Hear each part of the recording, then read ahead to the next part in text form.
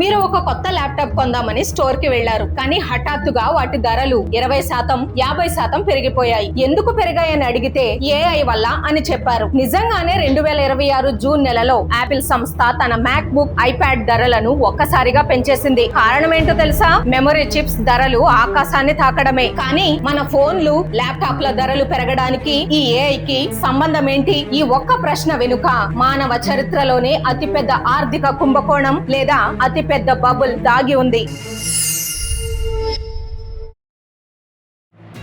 మనం రోజు chat GPT open చేసి ఒక ప్రశ్న అడుగుతాం, సెకండ్లలో ఆన్సర్ వస్తుంది. ఆ ఆన్సర్ మన ఫోన్ నుంచో ల్యాప్టాప్ నుంచో రావడం లేదు, అది ఎక్కడో ఉన్న ఒక అతిపెద్ద డేటా సెంటర్ నుంచి వస్తోంది. అసలు డేటా సెంటర్ అంటే ఏంటో మీకు తెలుసా? ఇది మామూలు బిల్డింగ్ కాదు, కిటికీలు లేని ఎకరాల కొద్దీ విస్తరించి ఉండే ఒక అతిపెద్ద గోదాం. అందులో వేలాది ఇనుప ర్యాక్లు ఉంటాయి. ఒక్కో ర్యాక్ లో లక్షలాది అధునాతన ఎన్విడియా జీపీయూ చిప్స్ ఉంటాయి. ఒక్కో చిప్ ధర అక్షరాల 30 నుంచి 40 వేల డాలర్లు, అంటే దాదాపు 30 లక్షల రూపాయలు. అలాంటిది ఒక డేటా సెంటర్ లో ఏకంగా 1,00,000 చిప్స్ ఉంటాయి. అంటే కేవలం ఒక బిల్డింగ్ లోని చిప్స్ ఖర్చే 3 నుంచి 4 బిలియన్ డాలర్లు. దానికి కరెంట్, ఏసీలు, వైర్లు అన్ని కలిపితే ఒక్క డేటా సెంటర్ కట్టడానికి 10 నుంచి 25 బిలియన్ డాలర్ల ఖర్చు అవుతుంది. ఇప్పుడు అసలు సమస్య ఇక్కడే మొదలైంది. 2010లో ప్రపంచం మొత్తం మీద ఉన్న డేటా 2 ట్రిలియన్ గిగాబైట్లు. కానీ 2026 నాటికి అది ఏకంగా 100 రెట్లు పెరిగిపోయింది. ఈ డేటాను ప్రాసెస్ చేయడానికి గూగుల్, మైక్రోసాఫ్ట్, అమెజాన్, మెటా లాంటి దిగ్గజ కంపెనీలు పిచ్చి పట్టినట్లు ఈ డేటా సెంటర్ల మీద డబ్బులు కుమ్మరిస్తున్నాయి. 2020లో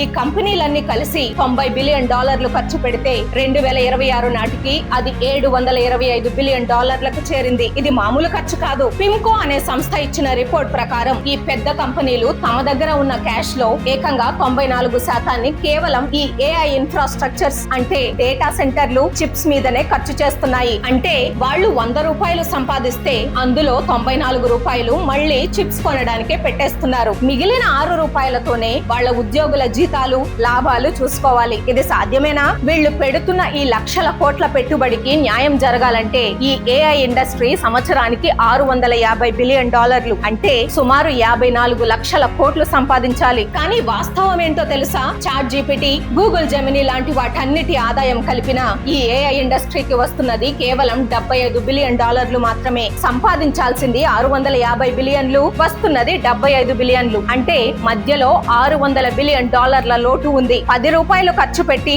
1 రూపాయి సంపాదిస్తే ఆ వ్యాపారం ఎన్ని రోజులు నిలబడుతుంది? ఇదే ఇప్పుడు ఇన్వెస్టర్లను భయపెడుతున్న అతి పెద్ద నిజం. అందుకే రే డాలియో, జెఫ్ బెజోస్ లాంటి వాళ్ళు ఇదొక పెద్ద బబుల్, ఇది పేలిపోవడం ఖాయం అని వార్నింగ్ ఇస్తున్నారు. ఈ విషయం బయటపడగానే టెక్ కంపెనీలు ఒక మాట చెప్పాయి, అరే భయపడకండి, రేపొద్దున పెద్ద పెద్ద కార్పొరేట్ కంపెనీలన్నీ మా ఏఐని వాడుకుంటాయి, వాళ్ళు మాకు డబ్బులు ఇస్తారు అని కవర్ చేశాయి. కానీ గ్రౌండ్ రియాలిటీ వేరు. మెకిన్సే, ఎంఐటి లాంటి సంస్థల సర్వే ప్రకారం కార్పొరేట్ కంపెనీలు చేస్తున్న ఏఐ ప్రాజెక్టులలో 73% నుంచి 95% వరకు ఫ్లాప్ అయ్యాయి. అంటే వీళ్ళు పెడుతున్న ఖర్చుకు తగ్గ ఫలితం, లాభం రావడం లేదు. ఉదాహరణకు ఊబర్ లాంటి పెద్ద కంపెనీ తమ సంవత్సరపు ఏఐ బడ్జెట్ మొత్తాన్ని కేవలం 4 నెలల్లోనే కాల్చేసింది. పలాంటీర్ అనే కంపెనీ సీఈఓ ఏమంటున్నారంటే, కంపెనీలు ఏఐ కోసం లక్షలు ఖర్చు పెడుతున్నాయి, కానీ దాని వల్ల వాళ్లకు 1 రూపాయి ఉపయోగం ఉండట్లేదు అని కుండ బద్దలు కొట్టారు. Every single enterprise I deal with, they're like, I am paying for tokens that create no value.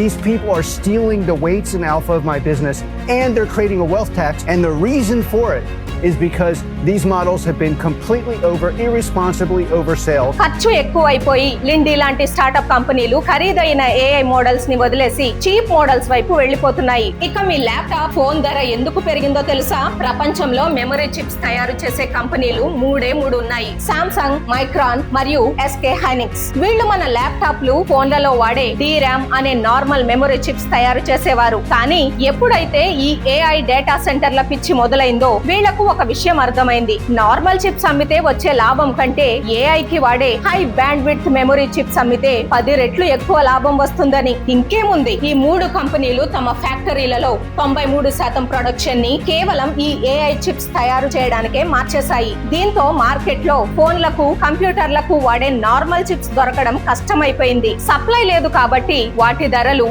170% నుంచి 400% వరకు పెరిగిపోయాయి. డెల్, యాపిల్ లాంటి కంపెనీలు ఆ భారీ భారాన్ని భరించలేక ఆ రేట్లను సామాన్యులమైన మన మీద రుద్దుతున్నాయి. మనం పడుతున్న ఈ ఇబ్బందికి కారణం ఈ ఏఐ బబులే. ఇదంతా చూస్తుంటే 2000వ సంవత్సరంలో జరిగిన .com బబుల్ క్రాష్ గుర్తొస్తుంది. అప్పట్లో ఇంటర్నెట్ కొత్తగా వస్తున్నప్పుడు ఇక ప్రపంచం మొత్తం ఇంటర్నెట్ మీదే బతుకుతుంది అని నమ్మి అమెరికాలో టెలికాం కంపెనీలు రోడ్ల కింద మిలియన్ మైళ్ల ఫైబర్ ఆప్టిక్ కేబుల్స్ వేశారు. ఏకంగా $500 బిలియన్ ఖర్చు పెట్టారు. కానీ తీరా చూస్తే వాళ్ళు వేసిన కేబుల్స్ లో కేవలం 3% మాత్రమే వాడకంలోకి వచ్చాయి. మిగతా 97% కేబుల్స్ భూమి కిందే వృధాగా పడి ఉన్నాయి. పెట్టుబడికి తగ్గ రాబడి లేక వరల్డ్కామ్, గ్లోబల్ క్రాసింగ్ లాంటి అతిపెద్ద కంపెనీలు దివాలా తీశాయి. అప్పట్లో దాదాపు $2 ట్రిలియన్ సంపద గాల్లో కలిసిపోయింది. స్టాక్ మార్కెట్లు కుప్పకూలిపోయాయి. కానీ ఇక్కడ ఒక ట్విస్ట్ ఉంది. ఆ టెలికాం కంపెనీలు నాశనమైన ఆ భూమి కింద వేసిన ఫైబర్ ఆప్టిక్ కేబుల్స్ మాత్రం అక్కడే ఉన్నాయి కదా. తర్వాత వచ్చిన గూగుల్, నెట్ఫ్లిక్స్, అమెజాన్ లాంటి కంపెనీలు ఆ కేబుల్స్ ని చాలా తక్కువ ధరకు కొనుక్కొని వాటి మీదే తమ సామ్రాజ్యాలను నిర్మించాయి. ఇప్పుడు ఏఐ విషయంలో కూడా సరిగ్గా ఇదే జరగబోతుందని ఆర్థిక నిపుణులు అంటున్నారు. ఈ ఏఐ బబుల్ ఖచ్చితంగా పేలుతుంది. రాబడి లేక చాలా ఏఐ స్టార్టప్ కంపెనీలు మూతపడతాయి. లక్షలాది ఉద్యోగాలు పోతాయి. అప్పుడు $100 బిలియన్లు పోసి కట్టిన ఆ డేటా సెంటర్లు, చిప్స్ అన్ని చౌకగా మారిపోతాయి. భవిష్యత్తులో ఆ చౌకగా దొరికే ఇన్ఫ్రాస్ట్రక్చర్ ను వాడుకొని